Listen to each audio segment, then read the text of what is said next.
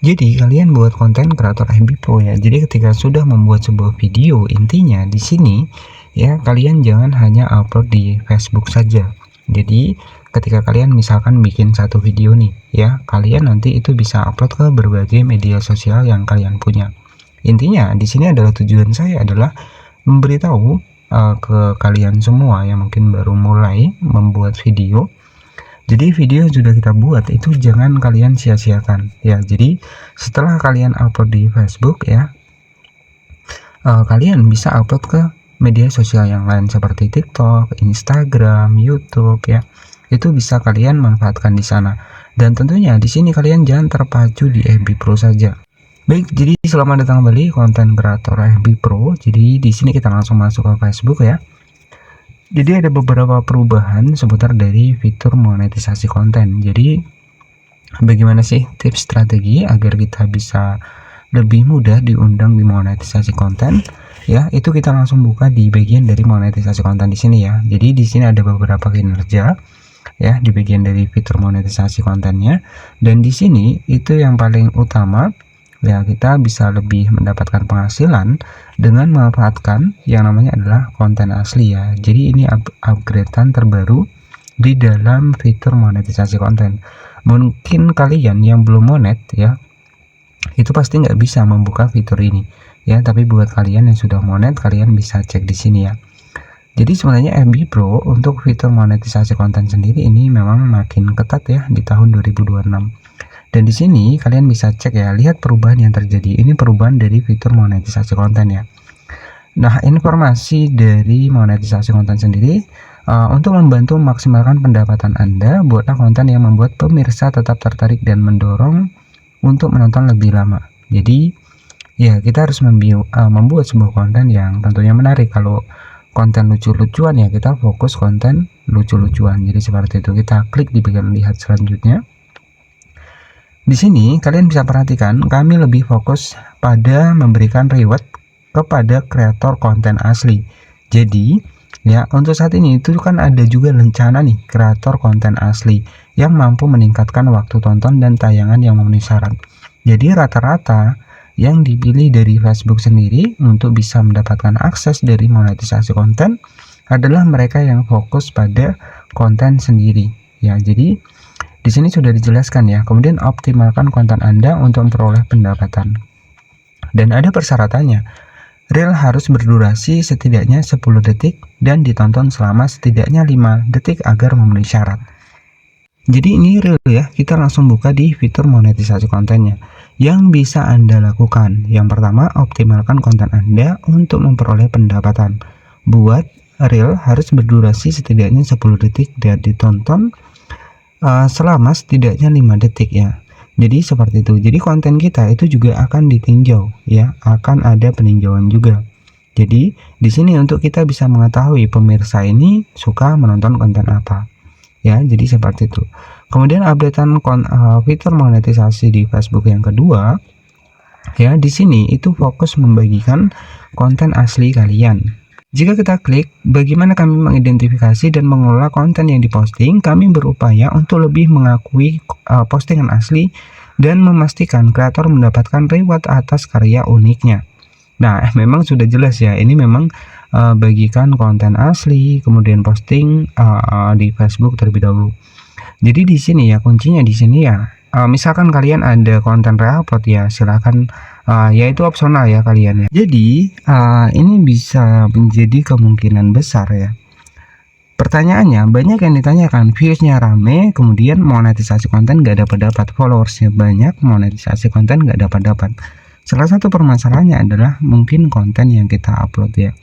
Jadi kalau konten yang kita upload itu tidak autentik ataupun bukan konten asli kita, yaitu mempersulit. Jadi tips strategi buat kalian agar lebih cepat diundang ke monetisasi konten, yakni adalah bagikan konten asli, tampilkan menonjol dan bangun audiens setia dengan memposting karya yang unik dan kreatif. Kemudian originalitas adalah kekuatan super Anda. Jadi seperti itu. Makanya nggak heran ketika konten kreator besar itu memang rata-rata menggunakan video sendiri ya. Jadi seperti itu. Ini ada 3 updatean di fitur monetisasi konten ya. Kemudian cerita yang tidak mengikuti praktek terbaik, mungkin di sini bisa kita cek ya. Jadi prioritas dari monetisasi konten ya, di sini prioritaskan kualitas daripada kuantitas.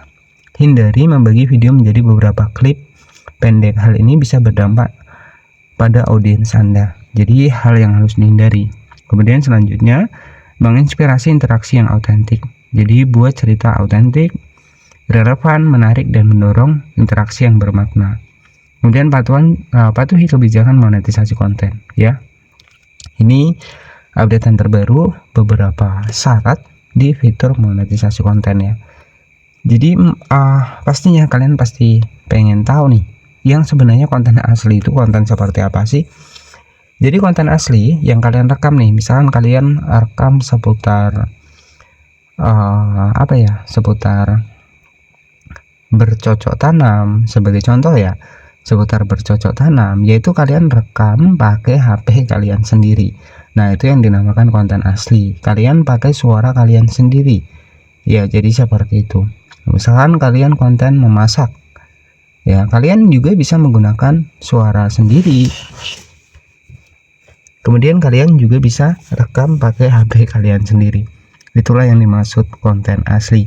Dan untuk interaksinya di sini jangan, istilahnya adalah minta interaksi yang tidak otentik, adalah contohnya seperti ini. Jika kalian misalkan kirim bintang nih ke kreator lain ya, itu ya, kemudian tujuannya adalah agar banyak followers mengikuti kalian. Nah, itu artinya tidak otentik ya. Jadi seperti itu. Jadi biasanya kebanyakan di FB Pro seperti itu ya, kita memberikan bintang ke kreator lain dengan harapan ya banyak orang-orang yang memfollow kalian. Nah, itu yang dinamakan tidak otentik.